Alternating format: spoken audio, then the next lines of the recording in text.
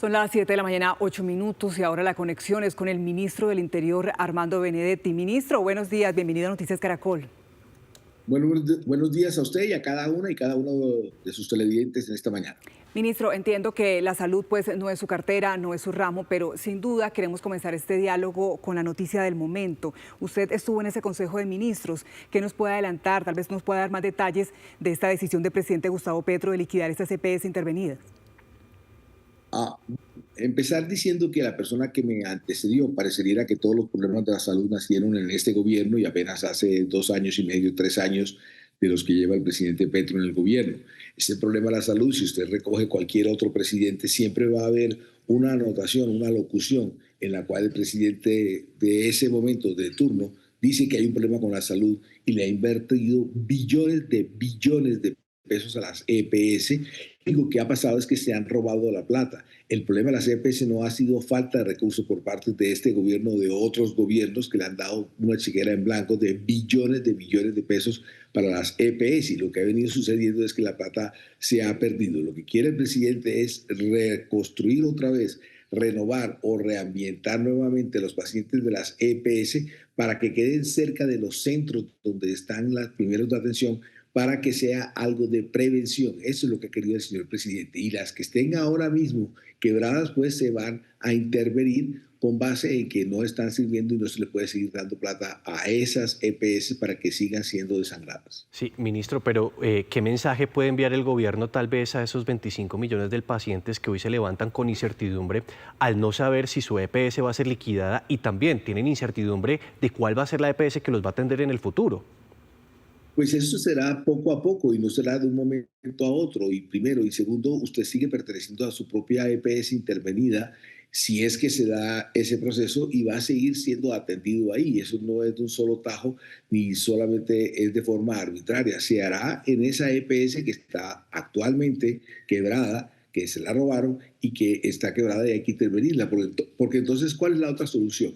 Por ejemplo, ayer escuchamos al señor presidente que hay un candidato que dice que daría 50 billones de pesos otra vez a las EPS para recuperarlas. Imagínese usted dar 50 billones de pesos.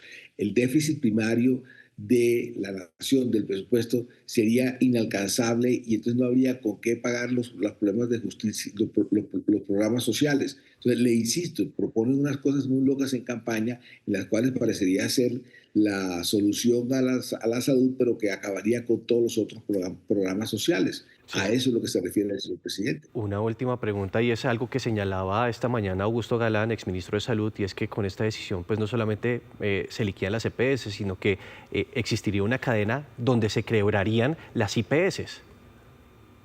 No, las IPS están quebradas actualmente con base en la intermediación de las EPS. Las EPS nunca le pagan a las IPS y las IPS hoy no reciben plata y están quebradas completamente por el sector de la salud. Eso es lo que está sucediendo, eso es lo que quería hacer la reforma, acabar con la intermediación de las EPS, que la plata se la han cogido y se la han llevado cuando son empresas extranjeras para el extranjero, para España, o se quedan haciéndolas aquí en inversiones que no tienen nada que ver con la salud. Ese ha sido el gran problema, las EPS. Bueno, ministro, entremos ahora en materia política. Hablemos de esos resultados de la jornada electoral del 8 de marzo. De momento se habla de 25 senadores, aproximadamente 40 representantes a la Cámara que ustedes han logrado, su partido de gobierno.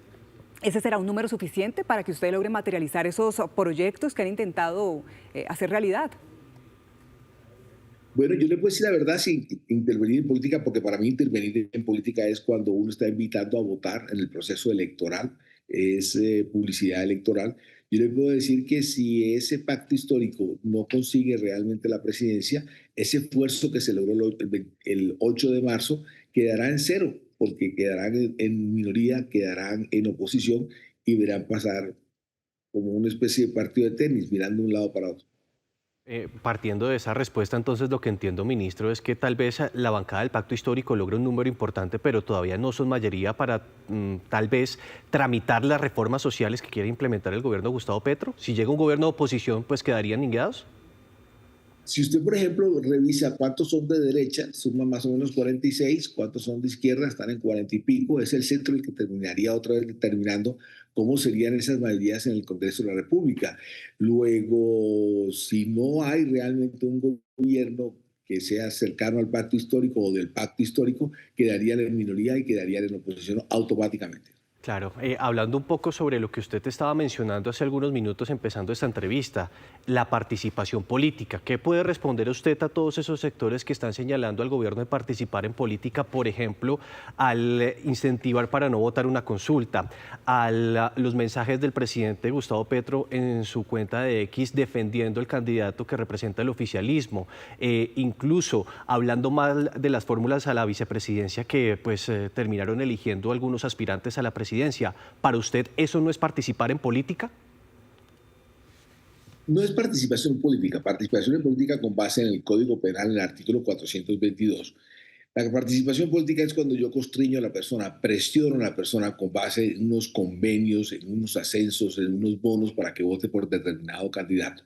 Hay otra ley que es la que contempla lo que tiene que ver con los servidores públicos, que es la 996 del 2005, en el artículo 38. Ahí se dice también que no se puede estar presionando, promoviendo ascensos, presiones para votar por alguien. Ya habla algo diferente a lo que habla el Código Penal, que es que no se puede hacer publicidad electoral.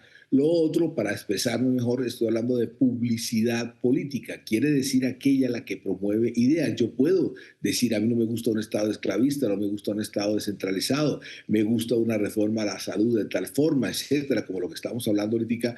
Eso puede ser expresado como ideas, pero ahí no se está presionando a nadie para votar, ni mucho menos invitando para votar, ni regalando publicidad política electoral para votar por nadie. Luego, no es intervención política según la ley.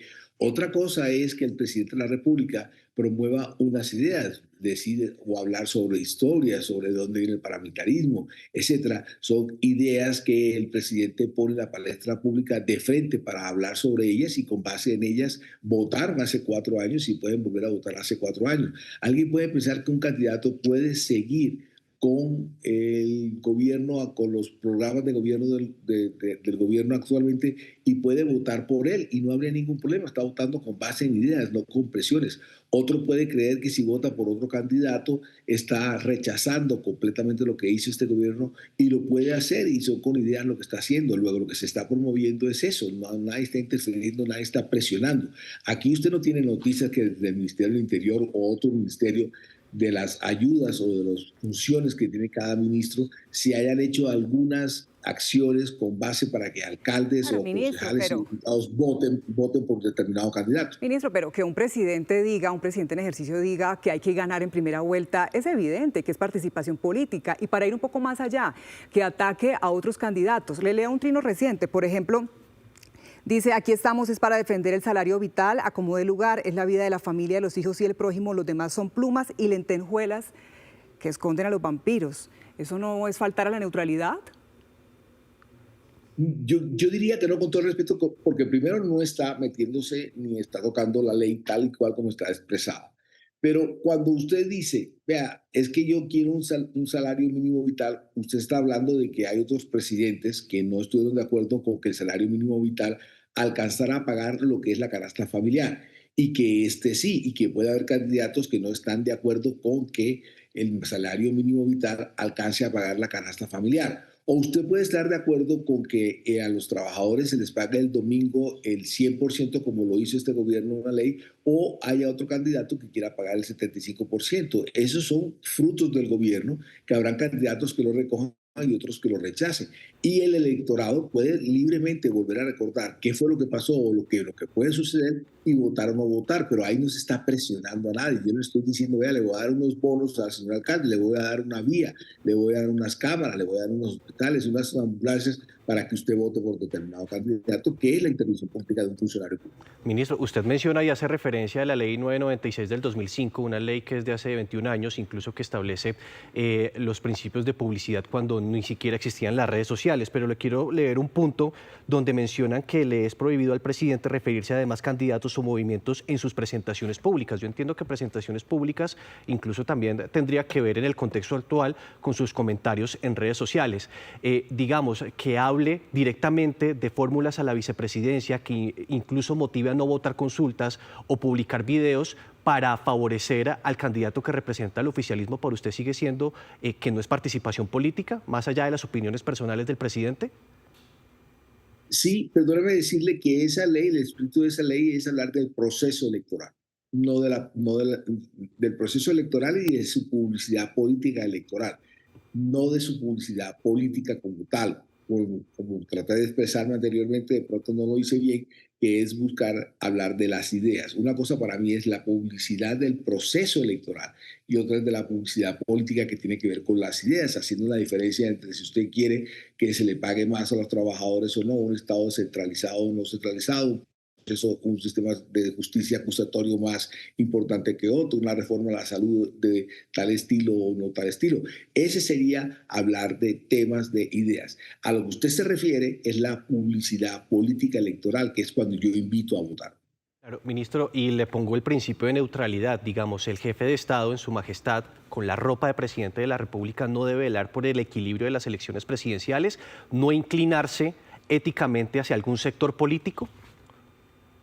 Yo no creería que él lo ha hecho, se ha inclinado es a las reformas sociales con las cuales él salió elegido y con las que ha defendido su gobierno. Lo que él está diciendo no es completamente nada diferente a lo que ha dicho en los últimos 4 años, en lo que ha defendido y ha sido atacado por ciertos sectores del Congreso de la República que llegaron hasta a bloquear el gobierno.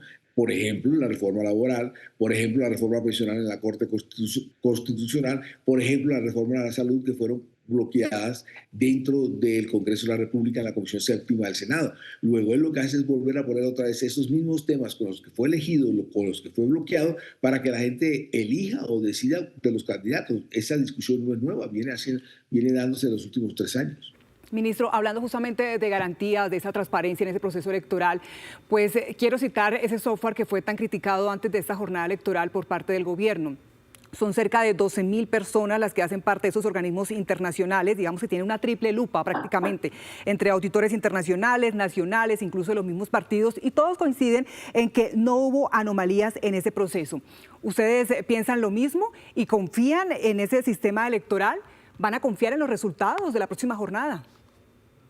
Bueno, a ver, básicamente la duda grande es ahora para las presidenciales. Eso es básicamente lo más importante. ¿Qué es lo que ha pedido el presidente? El presidente ha dicho, el software lo debe tener o debe ser comprado o ha debido tenerlo el Estado y lo hace con base en un fallo del Consejo de Estado de febrero del 2018, donde se perdieron 200.000 y pico de votos, y en un fallo del Consejo de Estado dice el Estado debe tener un software. Entonces dice, no, ya lo tiene. Entonces, si ya lo tiene, ¿por qué tienen que contratar otro? ¿Por qué tienen que contratar otro privado que es el de Thomas Gregg and Son? Entonces, también ese software para nosotros es un software calculadora. Ese no busca la trazabilidad desde el E14 ni de su transmisión ni el algoritmo, sino que solamente al final lo que hace es sumar los resultados que tiene, que creo que lo vendió Indra hace algunos años. Lo otro que se ha pedido es que el código fuente sea auditado. Lo que hicieron la última vez fue que lo mostraron durante 3 días a 2.000 y pico de personas de los partidos. Lo que se quiere es que esta vez la auditoría dure 2, 3 semanas, que según los técnicos es lo que se necesita para auditar, no mostrar el código fuente. Y lo otro que pide el presidente es que este código fuente y este software esté a disposición de los partidos en tiempo real el día de las elecciones y posterior al día de las elecciones para corregir o ver qué es lo que está sucediendo con los resultados. Esas son las únicas 3 cosas que ha pedido el presidente, que ha tenido dudas, en los cuales no se les ha contestado absolutamente nada al presidente y no se ha podido lograr hacer lo que le acabo de decir. Claro, ministro, pero es que lo que uno entiende del proceso electoral es que hay un software que en principio es el que está contratado con Thomas Gregg, es el que ayuda a consolidar los datos del preconteo y una parte del escrutinio, pero el software que consolida los resultados y que hace caso a esa sentencia del 2018 del Consejo de Estado fue adquirido por la Registraduría en el año 2022 y es propiedad del Consejo Nacional Electoral. Y ese software es el que va a validar en el punto final los resultados de las elecciones presidenciales. Pero ese software no te coge desde el principio, no te hace el preconteo que lo hace el privado. Y ese software lo único que te hace es la sumatoria de todos los resultados que te dan departamento por departamento. Si es verdad que existe ese software, como usted lo dice, entonces ¿por qué tienen que conseguir otro software para hacer lo otro? Luego, no es el del Estado el que está haciendo el preconteo y el que está llevando realmente la trazabilidad de los votos. ¿Por qué si existe uno, por qué se necesita otro? Luego, el que se tiene no es el que se necesita como para que sea desde y para el Estado, que es lo que ha pedido el presidente y que era lo que decía la sentencia. Ministro, pero quiero detenerme en ese punto porque lo que está señalando la organización electoral sobre ese software que el presidente y el gobierno ha cuestionado es que está siendo auditado en este momento por auditores internacionales, nacionales, incluso por los partidos políticos. Y quiero detenerme en este punto. Si ellos coinciden en que no se presentó ninguna anomalía en el proceso electoral, ¿ustedes aceptarían esa decisión? A ver, lo primero, una cosa es auditar el software y otra cosa es mostrarlo. Lo que han hecho es mostrarlo hasta ahora. Le repito, para auditarlo, dicen los expertos que necesitan 3 semanas.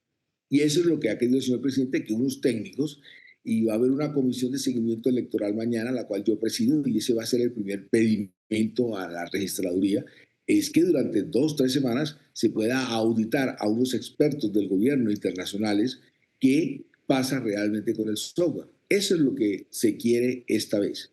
Y eso es lo que se necesita. La vez pasada lo que hicieron fue mostrarlo durante 3 días a 2000 y pico de personas de los partidos. Ahora lo que se quiere es la auditoría, que es completamente diferente. Ministro, ¿cómo garantizar la equidad para los demás candidatos en esta carrera por la presidencia, los que son de distintas orillas del gobierno?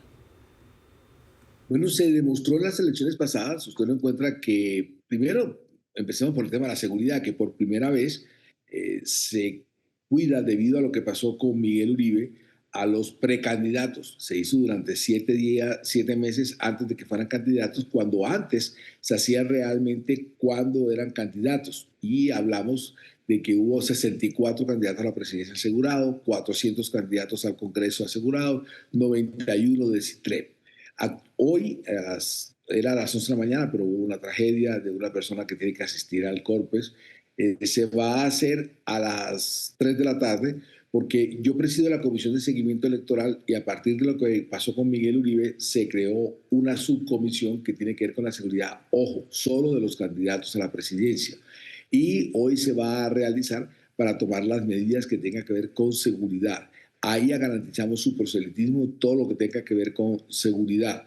De otra forma, nosotros también estuvimos conectados y lo vamos a seguir haciendo con un plan, un puesto de mando unificado con los 32 gobernadores para si había problemas de energía, de paros, de problemas en las vías, se iban corrigiendo automáticamente desde el Ministerio del Interior, conectándose con los otros ministerios del Gobierno Nacional y entidades del Gobierno Nacional para entonces corregir o arreglar los problemas que existieran en ese momento. Entonces, con eso tenemos las garantías, las hubo para el Congreso de la República, no hubo ninguna queja y la realización de las elecciones el pasado 8 de marzo se hicieron en una relativa tranquilidad, pero que es mucho mejor de las que se había presentado en otros años. Ministro, en días pasados, en otra entrevista, usted dijo que si Paloma Valencia llega a segunda vuelta con Iván Cepeda, gana Paloma. ¿Se mantiene en eso? Bueno, pero usted no, a ver, yo a lo que me refería, y repito, intervenir política es cuando usted invita a votar por alguien. Yo a lo que me refería era que como analista, como político que he sido, estuve 20 años en el Congreso, fui presidente del Congreso, fui presidente del partido de la U cuando era mayoritario, yo lo que veía, y sucedió de alguna u otra forma, es que si estaba entre De la Espriella y Cepeda, el centro muy seguramente iba a coger mucho más rápido para donde el doctor Cepeda, y si estaba entre Paloma y el doctor Cepeda, el Paloma, que a pesar que es de derecha, sí iba a ver como de centro y las personas podían estar cogiendo para el centro, para donde Paloma. Entonces, por eso se podría ver como con más probabilidades para que ganara. Y eso es posiblemente lo que está sucediendo, pero faltan más de 70 días y por lo tanto, ahí lo que habrá a ver es quién disputa ese centro o cómo se disputa. Eso es lo que yo creo que puede pasar y está pasando. Lo dije hace como 1 mes y medio o algo así, o 2 meses, y está pasando lo que dije. Ministro, le hago otra pregunta como analista. Usted tal vez puede compartir la tesis de Roy Barreras de que tal vez al no apoyar la consulta del Frente Amplio se dejó un camino amplio para que la candidatura de la centroderecha de Paloma Valencia se fortaleciera. Yo lo que creo es que el Consejo Nacional Electoral hizo un error muy grande y un poco arbitrario, sesgado, en el sentido de que no dejó participar a Cepeda en la consulta de lo que se llamaba el Frente Amplio. Y al haber hecho eso, pues lo cercenó de una cantidad de votos y de exposición en los medios de comunicación que seguramente hoy sería más fuerte. Entonces creo que el error no comienza cuando si se apoyó o no se apoyó tal consulta, sino cuando el Consejo Nacional Electoral, de forma arbitraria, no legal, no democrática, no dejó participar a Cepeda en la consulta. Ministro, finalmente, ¿cómo es eso de que, abro comillas, tiene ganas de la alcaldía de Barranquilla? ¿Usted planea ser candidato a la alcaldía de Barranquilla? Eh, bueno, siempre me ha gustado, pero parecía un poco difícil por el monopolio político que hay allá de la Casa Char, con la cual no tengo ningún problema. Soy amigo de Alejandro Char y realmente creo que han hecho las cosas bien, pero creo que es la hora de que Barranquilla sea la primera ciudad del Caribe, del mar internacional, del Caribe internacional, a eso me refiero, y de que Barranquilla, a pesar de que es una gran ciudad que se ha desarrollado, todavía sigue siendo un mar de tugurio, el 80% de la ciudad, a pesar Ministro. de que es bonita, pero es por donde usted y yo andamos. Entonces, estaba la bancada Sí, del Departamento de Tráfico, que son 3 senadores, 2 representantes a la Cámara, están con el cuento y me suena la atención, me gusta, sí, me llamaría la atención hacerlo. le suena y le gusta, pero también habla en términos amables de la Casa Char. Si eventualmente usted es alcalde de Barranquilla, ¿recibiría el apoyo de la Casa Char para sus aspiraciones? Yo creo que me va a tocar enfrentarme y no va a ser fácil, así que no creo que vaya a recibir el apoyo de ellos. Pero me gusta el reto y lo voy a hacer. Bueno, ministro del Interior, Armando Benedetti, gracias por este contacto con nosotros aquí en Noticias Caracol. Buen día. A ustedes muchas gracias por la entrevista. Un abrazo.